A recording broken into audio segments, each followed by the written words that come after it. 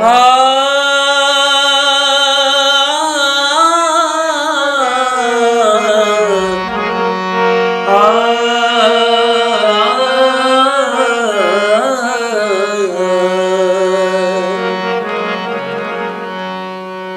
जना आजकल के फैशन देख के कैसे का कहले, ए गोरी धीरे चल तूफान मती बना, अभी तू लइका बारू जवान मती बना,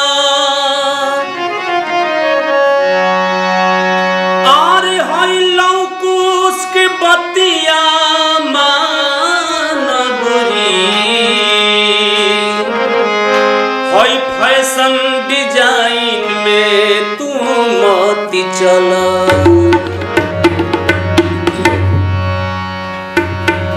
वो फैशन अपन देखावत रही कहे वाला का कहलस, अरे गोरिया चढ़ली जवानी में,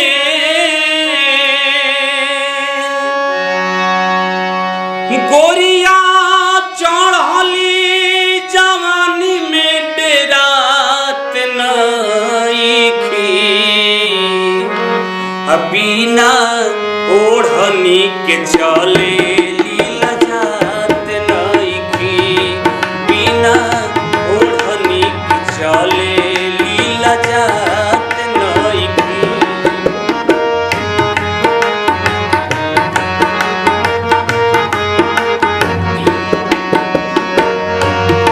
गोरिया चढ़ली जवानी में डेरात नइखी,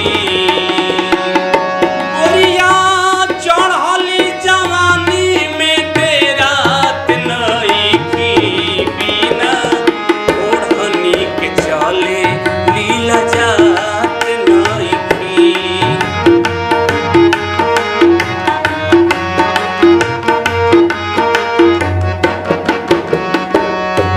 ऊपर से नीचे लगा के बेल बटन, पहिले के रीति नीति कइले बारी खतम।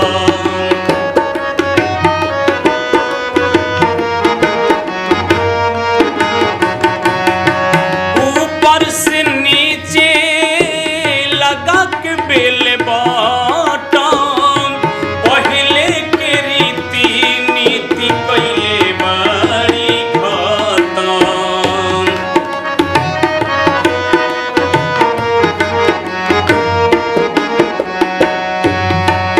हई बबुआ के बापुनी,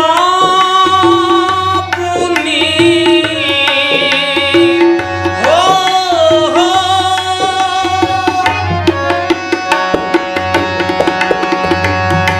हई बबुआ के बापुनी चिन्हात नइखी, बिना ओढ़नी के चले लीला जात नइखी, बिना ओढ़नी के चले लीला जात नइखी।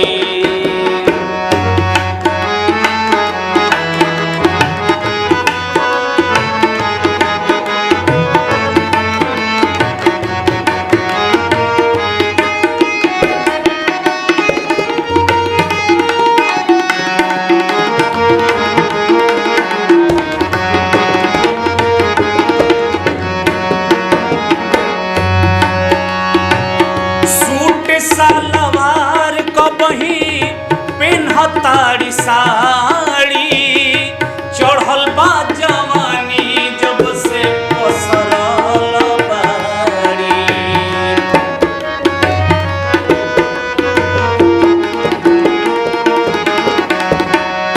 सूट सलवार कबही पेन्हतारी साड़ी, चढ़ल बा जवानी जब से मातल बाड़ी।